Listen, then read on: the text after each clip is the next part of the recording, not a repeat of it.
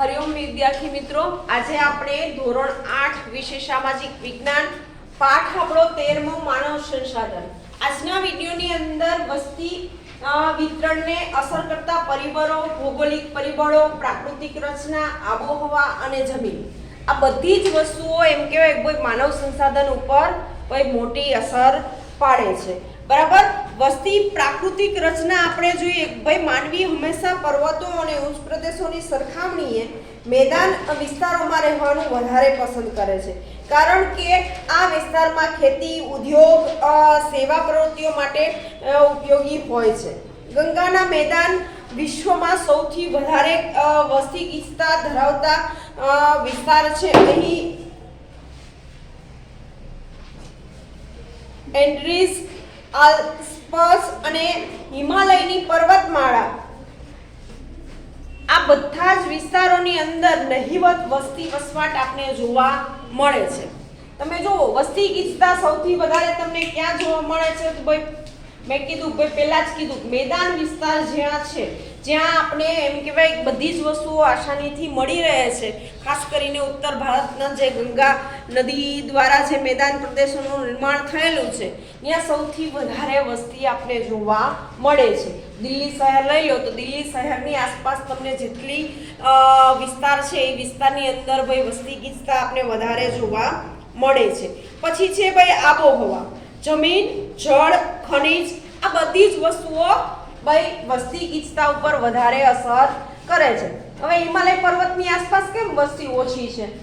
તો ભાઈ ત્યાં ખાવા પીવાની વસ્તુથી માંડી બધી જ વસ્તુઓ એમ કહેવાય ભાઈ લાવવી લઈ જવી બધું મુશ્કેલ ભરું એમ કહીએ ભાઈ જીવન છે।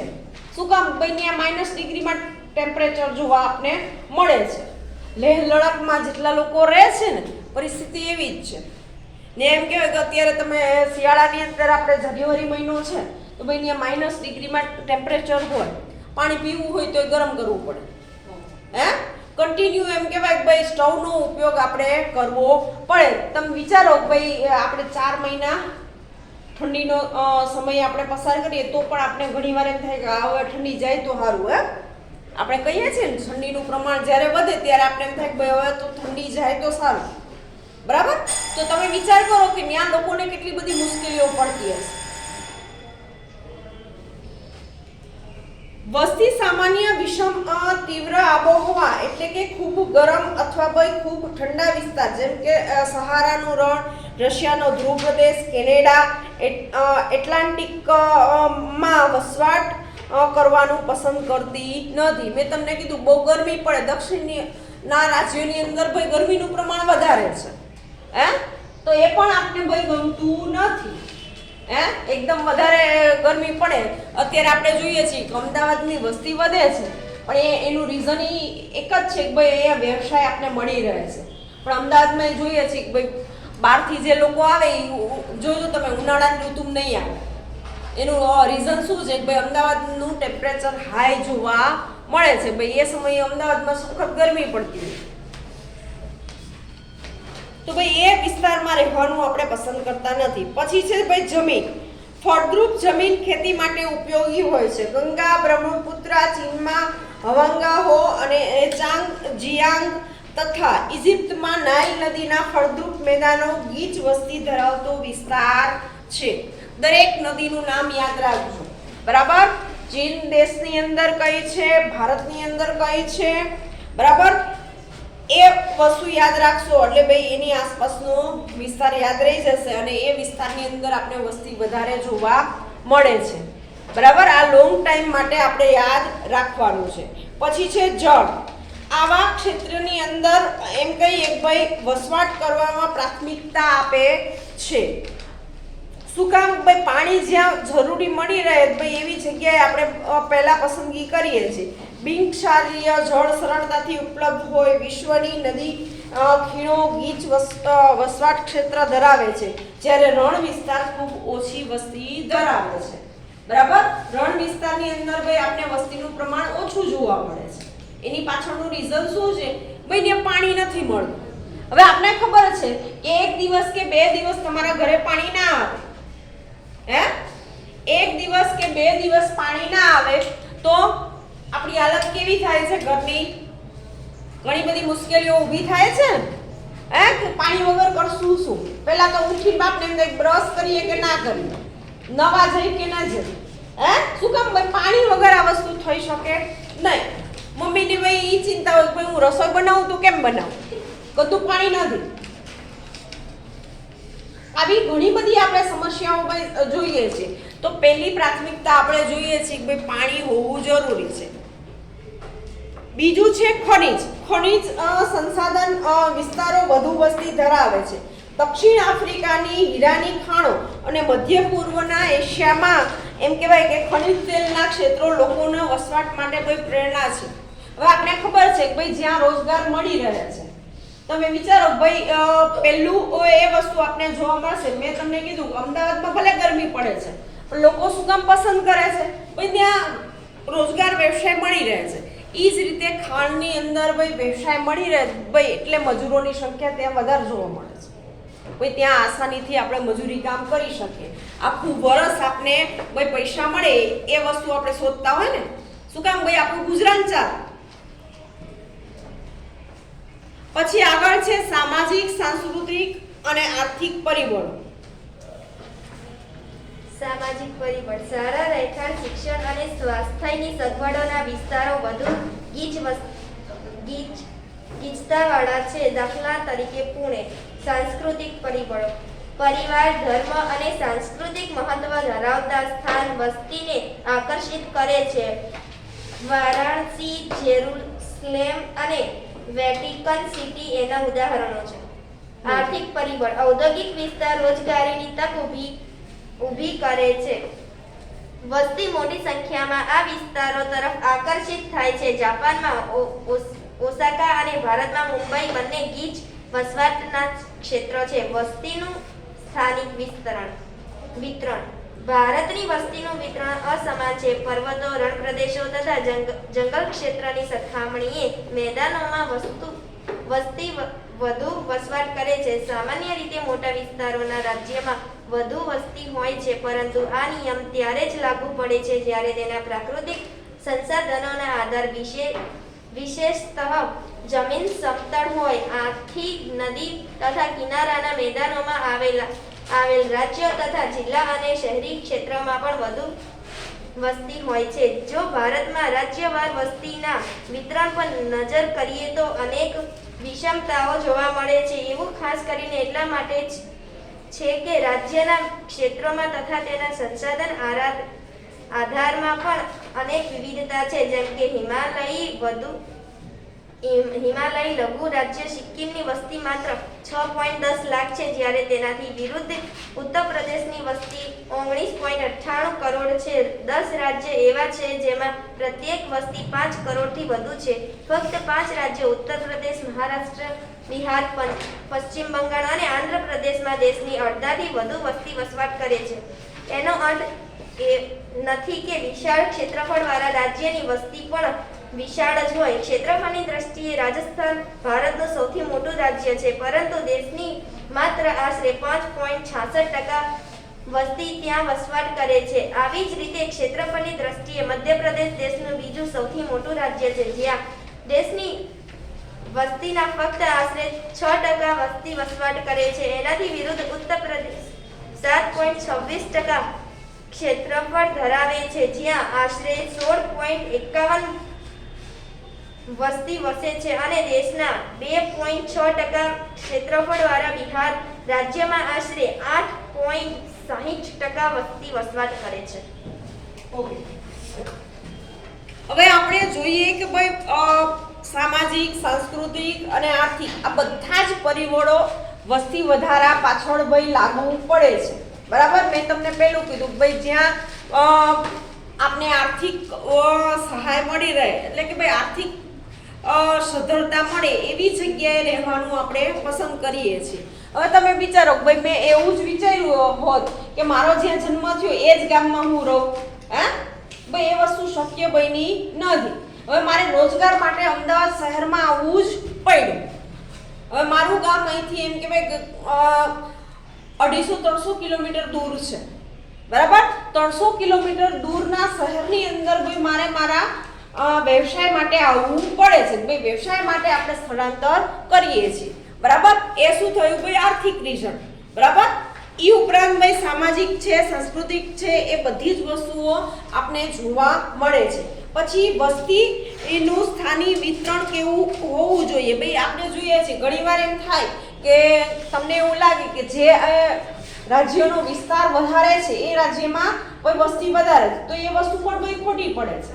સૌથી આપણે જોઈએ 29 આપણે રાજ્યો છે, એ રાજ્યોની અંદર રાજસ્થાનનો વિસ્તાર આપણે ભાઈ વધારે જોવા મળે છે, પણ વસ્તીનું પ્રમાણ એ રાજ્યની અંદર આપણે ઓછું જોવા મળે છે. એની દ્રષ્ટિએ આપણે જોઈશું ઉત્તર પ્રદેશ, મહારાષ્ટ્ર, બિહાર, પશ્ચિમ બંગાળ, આંધ્રપ્રદેશ, આ બધા જ રાજ્યોની અંદર એમ કહેવાય ભાઈ વસ્તી ગીચતા વધારે આપણે જોવા મળે છે. આ લોંગ ટાઈમ માટે આપણે યાદ રાખવાનું છે. સૌથી વધારે આવા પ્રશ્ન આપણે પૂછાઈ શકશે, બરાબર, કે ભારતના એવા કયા રાજ્યો છે? ભાઈ આ બધા ઓપ્શન આપ્યો તો તમે કન્ફ્યુઝ થઈ જશો. ભાઈ કયા રાજ્યની અંદર વસ્તી ગીચતા છે? આ સિવાયના હવે 29 માંથી આપણે 29 ના નામ પણ આવડે છે, પણ આ વસ્તુ નહીં ખબર હોય તો ભાઈ યાદ નહીં રહે, બરાબર. ત્યારે આપણે જવાબ ખોટો લખીને આવીશું. તો આ વસ્તુ યાદ રાખવાની કે ઉત્તર પ્રદેશ, મહારાષ્ટ્ર, બિહાર, પશ્ચિમ બંગાળ અને આંધ્રપ્રદેશ સૌથી વધારે વસ્તી ધરાવતા રાજ્યો છે, બરાબર. પછી આપણે જોઈએ બાકીની જે વસ્તી છે એ બીજા રાજ્યોમાં ક્ષેત્રફળની દ્રષ્ટિએ આપણે અલગ અલગ પર્સન્ટેજ સાથે કોઈ જોવા મળે છે. એના પછીનું છે વિશ્વ કૃષિ ઔદ્યોગિક ક્ષેત્ર. ભારતની રાસાયણિક સંરચનામાં ખૂબ અસંતુલિત છે. આજે પણ આપણી વસ્તીનો આશરે 2.3 ભાગ કૃષિ પર આધારિત છે, જેમાં મત્સ્ય, જંગલ પ્રવૃત્તિ અને પશુપાલનનો પણ સમાવેશ થાય છે. સંયુક્ત રાજ્ય અમેરિકા જેવા દેશોમાં કુલ વસ્તીના 5% વસ્તી આવક પ્રાથમિક કાર્ય જોડાયેલા છે. જાપાનમાં આંકડો થોડો વધુ છે, છતાં પણ તે 10%થી ઓછો જ છે. વિકસિત દેશોમાં તેના લગભગ 1.4 શ્રમિકો ઉદ્યોગોમાં જોડાયેલા છે. આ ભાગ ખૂબ જ મહત્વનો છે, કારણ કે આ એક જ ભાગમાં મૂલ્યવૃદ્ધિ માટે પ્રયત્નશીલ રૂપે સંબંધ રાખે છે. તેના દ્વારા રાષ્ટ્રીય સંપત્તિ અને આવકમાં વૃદ્ધિ થાય છે. ભારતમાં આ મહત્વપૂર્ણ ક્ષેત્રમાં ફક્ત 10% વસ્તી છે. મૂડી અને આધુનિક ટેકનોલોજીની અછત ખૂબ જ અવરોધક છે. આપણા કુલ શ્રમમાં નિષ્ણાતોના 4 લોકો તૃતીય પ્રકારની સામાજિક સુવિધાઓ જેવી સ્વાસ્થ્ય, શિક્ષણ, પરિવહન, સંચાર, બેંક, વીમા, મનોરંજન, કળા વગેરે જોડાયેલા છે. આમ સ્પષ્ટ થાય છે કે આપણે કૃષિ ક્ષેત્રના એક ખૂબ જ મોટા ભાગમાં અલ્પ રોજગારમાં જોડાયેલા છીએ. તેમને બીજા સેક્ટરમાં જોડાવા પડશે, ત્યારે આપણા કુલ રાષ્ટ્રીય ઉત્પાદનમાં સમાજ દ્વારા નિર્મિત કુલ રાષ્ટ્રીય આવકમાં વૃદ્ધિ થશે. આપણા દેશના લોકો જીવન ધોરણના સ્તરને સારું બનાવી આ એકમાત્ર પદ્ધતિ છે. હવે આપણે બીજા દેશોની સરખામણીમાં ભારત ભાઈ કેમ પાછો પડે છે? સુવિધાની દ્રષ્ટિએ જુઓ તો આપણે અમેરિકા હારે કમ્પેરિઝન કરીએ તો ભાઈ અમેરિકાની અંદર જે સિસ્ટમ છે, બરાબર, તો ત્યાં શું કામ ભાઈ એ બધી સિસ્ટમ અને આપણા ભારતની અંદર આપણે જોઈએ છીએ લોકોને ખાવા પીવાની વસ્તુ પર ગરીબી રેખા નીચે લોકો ઓછા જીવે છે. ગરીબી રેખા નીચે જીવનારા લોકોની સંખ્યા વધારે તમને જોવા મળે છે. એની પાછળનું રીઝન શું છે? ભાઈ બધા જ લોકોને બધી જ વસ્તુ મળી રહેતી નથી, બરાબર.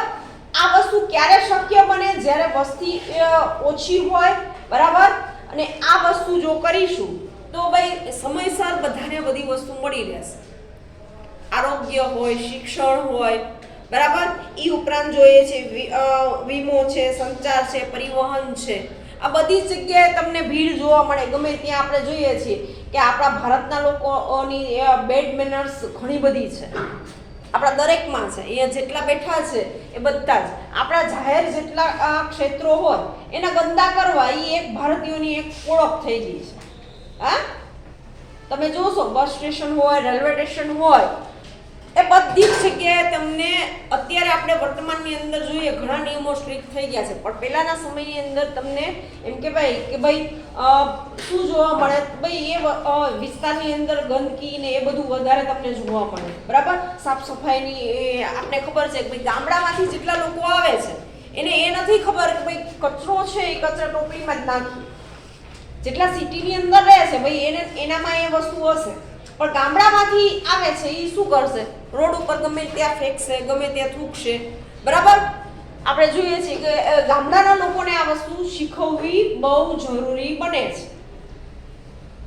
જો આ વસ્તુ નહીં શીખવાડીએ તો આપણે જોઈએ છીએ કે આપણો દેશ પાછળ ચાલે છે. અને મોટા ભાગની વસ્તી શેના ઉપર આધારિત છે, ભાઈ આપણે મહત્વનો એક પોઈન્ટ કીધો, ભારતની મોટા ભાગની વસ્તી ખેતી ઉપર આધાર રાખે છે. એ સિવાય લોકો ઓપ્શન વિચારતા જ નથી. એમાં ઘણું બધું પરિવર્તન આવ્યું છે. આ એમ કહેવાય કે વર્ષો પહેલાની એ વસ્તુ આપણે કહીએ છીએ, એમાં આપણે પરિવર્તન ઘણું બધું લાવ્યા છે. લોકો ભણતા થયા, બરાબર, નોકરી કરતા થયા, ઉદ્યોગ ધંધા આવો સ્થાપતા કરતા થયા, અને એ વસ્તુમાં આપણે પરિવર્તન આવ્યું, ટેકનોલોજીનો ઉપયોગ કરતા થયા. હવે અમેરિકામાં જે ટેકનોલોજી વપરાય છે એ આપણે ભારતમાં વપરાય છે? એવા સાધનો પણ નથી ભારત દેશની અંદર. હા, આપણે જોઈએ છીએ BRTS આપણા ગુજરાતની અંદર શરૂઆત કરી છે. આપણા અમદાવાદ શહેરની અંદર છે, બરાબર. ગુજરાતના બીજા કયા શહેરની અંદર છે ખબર છે એ સુવિધા? એક રાજકોટમાં છે, એ મને ખબર છે, એ પણ આખા રાજકોટની અંદર નથી ભાઈ. એક આખો એમ કહેવાય કે એક જ પટ્ટાની અંદર એ બસ ચાલુ કરવામાં આવી છે. બીજા ઘણા બધા રાજ્યોની અંદર આ સુવિધાઓ ચાલે છે. રેલવેની સુવિધાઓ છે, આપણે જોઈએ છીએ કે ભાઈ આપણા રાજ્યમાં છે એવી બીજા રાજ્યોમાં પણ એવી જ હશે? નહીં હોય, બરાબર. એની અંદર આપણે ફેરફાર જોવા મળશે. તો આ બધી જ સુવિધાઓ તમે વિચારો કે ભાઈ 29 રાજ્યોની અંદર મળતી થશે તો શું પરિવર્તન આવશે? ભાઈ આપણા દેશનો વિકાસ સારો થશે. અમે તમને કહીએ છીએ ભાઈ તમે ભણશો તો ભાઈ આવનારી પેઢીને ભણાવશો કે નહીં? તમે જે શીખવું હશે તો ભાઈ એ આવનારી પેઢીને તમે શીખવશો. હવે તમે જેમ કે ભાઈ 10 ધોરણ ભણીને છોડી દેશો ભણવાનું તો ભાઈ તમે આવનારી પેઢીને શું કહેશો? ભાઈ ભણવામાં કશું નથી, આટલું ભણ્યા છે બહુ થયું. પણ હકીકત એવી નથી ભાઈ. આપણા પાસે ઓપ્શન હોવો જોઈએ. એક કામ આપણી પાસે છે અને એ કામ બંધ થઈ જશે તો આપણે ઓન ધ સ્પોટ એ વિચારવાનું ભાઈ આપણે બીજું કયું કામ કરી શકશું. એક ધંધો બંધ થયો છે ભાઈ બીજો ધંધો આપણે ઓપ્શન વિચારેલો. અમેરિકા શું કામ ભાઈ ફાસ્ટ છે, આર્થિક દ્રષ્ટિએ જોઈએ ભાઈ સદ્ધર શું કામ છે? ત્યાં જો ત્યાં એમ કહેવાય ભાઈ માણસો મળતા નથી. ખાસ કરીને આપણા ભારતના લોકો ત્યાં જાય છે, શું કામ જાય છે? ત્યાં ખાસ કરીને જોઈએ કે ભાઈ પૈસા કમાવા માટે છે. અત્યારે આપણે જોઈએ છીએ અહીંયા બધા આપણે વાર તહેવાર બધું એન્જોય કરીએ છીએ પરિવાર સાથે. ત્યાં એ વસ્તુ નહીં જોવા મળે. ત્યાં મશીનની જેમ લોકો કામ જ કરે છે 8-8 કલાક દિવસના, ને એનાથી વધારે કામ કરો તો એના એક્સ્ટ્રા પૈસા તમને આપે. આપણે અહીંયા ભારતની અંદર 1 મહિનો તમે 30 દિવસ કામ કરશો પછી સેલરી આપશે. ત્યાં અમેરિકાની અંદર દર 8 દિવસે તમને સેલરી મળે છે. આપણા કરતા વધારે કામના કલાક એટલા જ છે. તો એ આપણે ભાઈ વસ્તુ બતાવે છે કે જેટલી વસ્તી ગીચતા વધશે એટલી સમસ્યાઓ ઊભી થશે, બરાબર.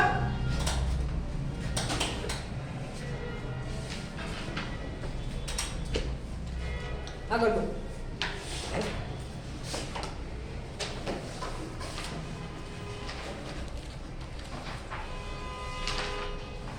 આપણા દેશમાં કૃષિ પર આશ્રિત વસ્તીનું પ્રમાણ આશરે 2/3 છે.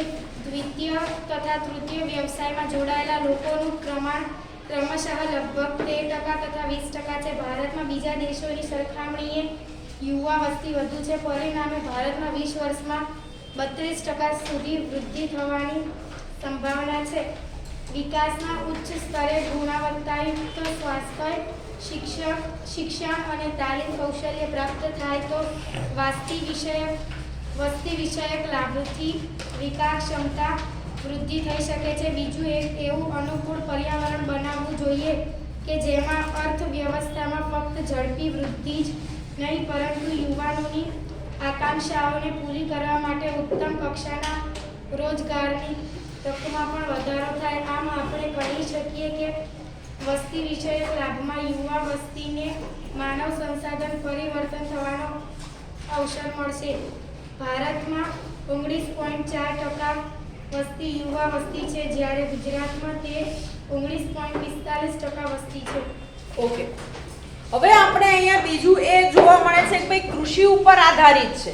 યુવાઓ કેટલા છે, બરાબર? પહેલાના સમયની અંદર શું હતું, ભાઈ એક વ્યક્તિ કમાતો હતો અને 20 લોકો ભાઈ ખાઈ શકતા હતા, બરાબર? ઓછી આવક હતી, ઓછી ઇન્કમ હતી, છતાં પણ એમ કહેવાય કે ભાઈ સારી રીતે રહી શકતા હતા. અત્યારે આપણે જોઈએ છીએ ઘરમાં જેટલા સભ્ય હશું, એમાંથી અડધા સભ્યએ કામ કરવા જવું પડશે જો આપણે બધી ફેસિલિટી જોતી હશે તો, બરાબર ને?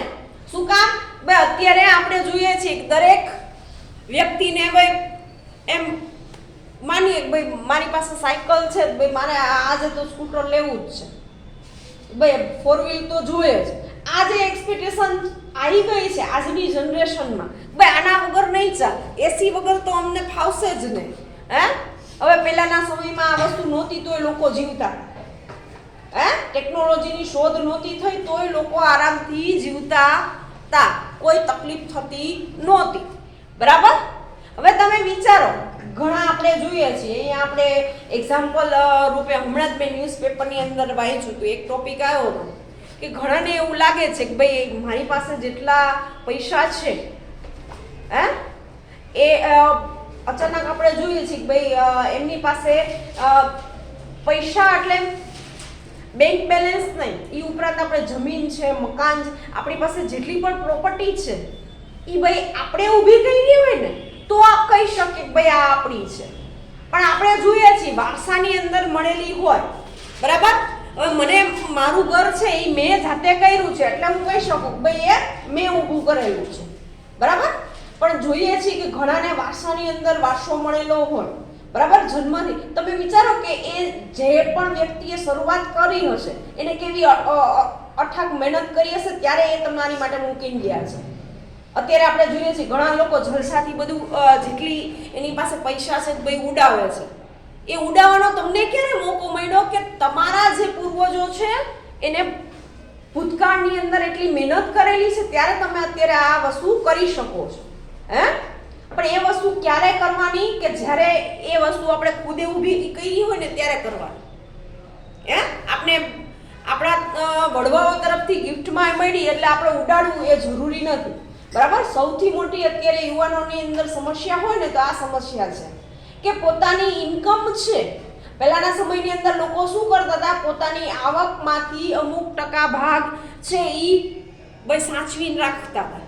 તમે જોજો ફટ દઈને જે જૂના લોકો હશે ને એ પોતાની જમીન મકાન ક્યારેય વેચશે નહીં. શું કામ કે ભાઈ નહીં, અમારી સંપત્તિ છે. સંપત્તિ નહીં, એ સાચવવું એ આપણી એક જરૂર છે. આપણી જેટલી જરૂર છે એટલું જ વાપરવાનું, એનાથી વધારે પૈસાનો ખર્ચ ન કરવો, બચત કરવી. શું કામ કે ભાઈ ક્યારેક ને ક્યારેક એ વસ્તુ આપણે કામમાં આવે છે. જમીન મકાન આપણે વેચી નાખશું, અત્યારે આપણે એવું વિચારીએ કે પૈસા સારા આવે છે બધું વેચી કાઢીએ, પણ એ વસ્તુ ક્યારેક ને ક્યારેક આપણો એવો બધા જ દિવસો સરખા હોય છે, નથી હોતા, બરાબર? તો એવા સમયે ભાઈ એ વસ્તુ આપણે કામમાં આવશે એ વિચારતા નથી. ના, અત્યારે આપણે કઈ છે નહીં ભાઈ, તકલીફ નથી, આપણી પાસે જેટલી સેલરી આવે છે એમાંથી ઘણા લોકો એમ કહેવાય ભાઈ કશું બચાવતા નથી. મોબાઈલનું બિલ ભરશે, ઘરનું રેન્ટ ભરશે, લાઇટ બિલ ભરશે તો આખી સેલરી પૂરી. એક જોડી કપડાં લઈ આવશે, હોટલમાં બહાર ખાવા જશે,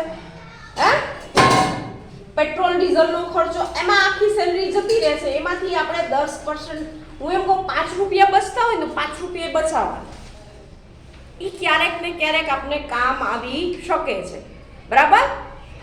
એ વસ્તુ આપણે અત્યારની જનરેશનને ખાસ શીખવાનું છે. પછી આગળનો ટોપિક છે સ્ત્રી પુરુષોનું પ્રમાણ, બરાબર? પ્રતિ 1000 પુરુષોની વસ્તીમાં સ્ત્રીઓની વસ્તીને સ્ત્રી પુરુષનું પ્રમાણ કહે છે, જેને સૂત્ર દ્વારા આ પ્રમાણે આપણે દર્શાવી શકીએ છીએ. મહિલાઓની વસ્તી છેદમાં પુરુષોની વસ્તી ગુણ્યા 1000, બરાબર? ત્યારે સ્ત્રી પુરુષોનું પ્રમાણ આપને ખબર પડે ભાઈ આ વિસ્તારની અંદર સ્ત્રી પુરુષોનું પ્રમાણ કેટલું છે. આપણા દેશમાં પુરુષોનું પ્રમાણ વધારે છે અને 20મી સદી એની શરૂઆતમાં ભારતમાં સ્ત્રી પુરુષોનું પ્રમાણ દર 1000 પુરુષોએ 972 સ્ત્રીઓનું પ્રમાણ હતું. પછી દશકાઓમાં તે દર ઘટતો ગયો. છેલ્લા દશકામાં તેમાં થોડો સુધારો થયો. ઈસવીસન 2011માં 943 થઈ ગયો હતો, બરાબર? હવે 2011 પહેલા જ્યારે એમ કહેવાય કે 2001ની મેં તમને કીધું હતું એ સમયે સ્ત્રીઓની સંખ્યા ખાસ ઘટાડો જોવા મળ્યો. એ પછી એમ કહેવાય કે ભાઈ એ સંખ્યાની અંદર સતત ઘટાડો જોવા મળે છે. એનું રીઝન શું છે? ભાઈ એ સમયથી લોકો એવું જ માનતા હતા કે ભાઈ દીકરી ભારરૂપ છે, બરાબર? શું કામ? ભાઈ એને દહેજ આપવામાં આવતું હતું, એને બીજાના ઘરે મોકલવાની છે, એને પરણાવવાની ચિંતા છે. આવી મેન્ટાલિટી એમ કહેવાય કે સમાજની અંદર થઈ ગઈ હતી, જેના કારણે એમ કહેવાય કે આ પ્રમાણ ઘટી ગયું હતું. દરેકને ભાઈ દીકરો જ જોતો હતો. ના, દીકરો તો આપણી સેવા કરશે ને, દીકરો તો આપણી સાથે જ રહેશે ને, એવી મેન્ટાલિટી થઈ ગઈ. પણ એનું રિઝલ્ટ આપણે જોઈએ છીએ અત્યારે 2021 ચાલે છે. ભાઈ એ પ્રમાણ અસમતુલા ઊભી થઈ ગઈ છે. ભાઈ પુરુષોની સંખ્યા દિવસે દિવસે વધતી જાય છે અને સ્ત્રીઓની સંખ્યા આપણે ઓછી જોવા મળે છે.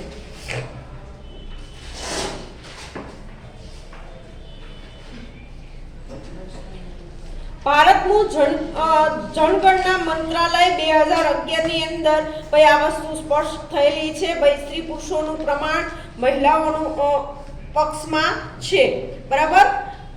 સૌથી વધારે કયા રાજ્યમાં? તો પોંડિચેરી રાજ્ય છે, ત્યાં આપણે પ્રમાણમાં આપેલું છે.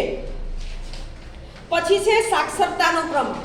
વસ્તી ગીચતાની અંદર આ પણ એક મહત્વનો ટોપિક છે. ભાઈ સાક્ષર કેટલા લોકો છે, શિક્ષિત કેટલા લોકો છે, એ જરૂરી છે. શેના માટે? ભાઈ રાષ્ટ્રના નિર્માણ માટે.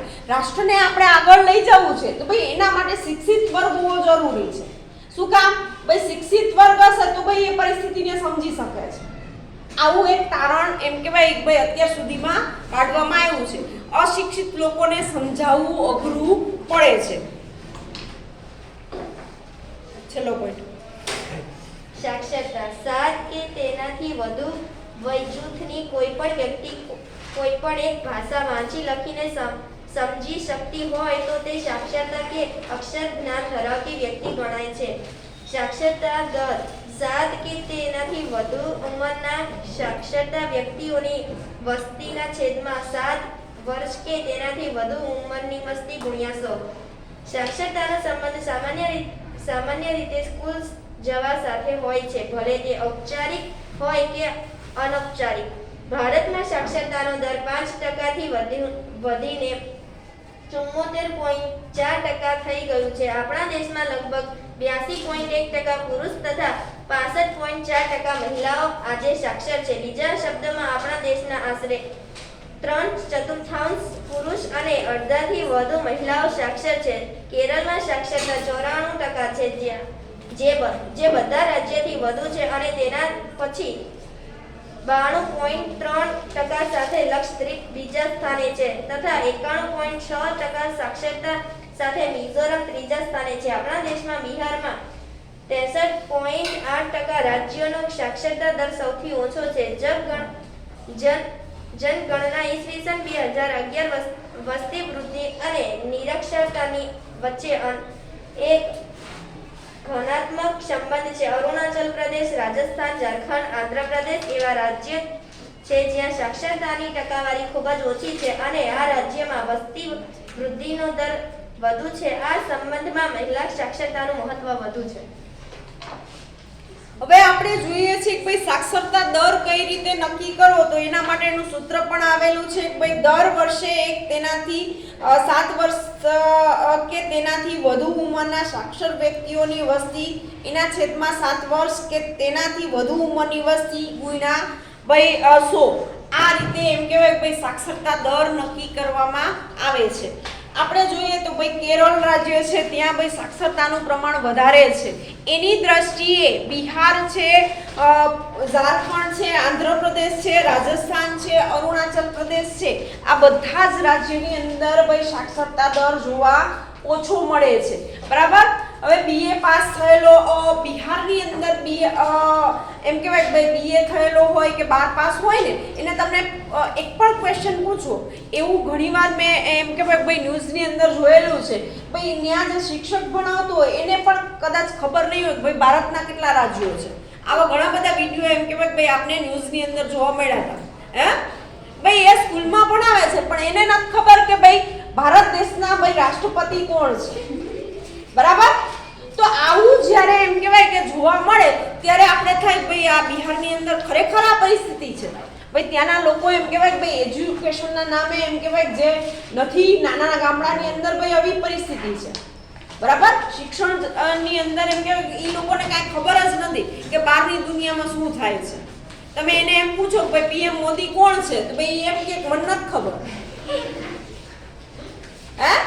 તો એ વસ્તુ શું બતાવે છે કે ભાઈ ત્યાં સાક્ષરતાનું પ્રમાણ આપણે ઓછું જોવા મળે છે. તો આ પાઠના આ બધા જ પોઈન્ટ અહીંયા પૂરા થાય છે. આગળની માહિતી સાથે ભાઈ આપણે આગળના વિડીયોની અંદર મળીશું.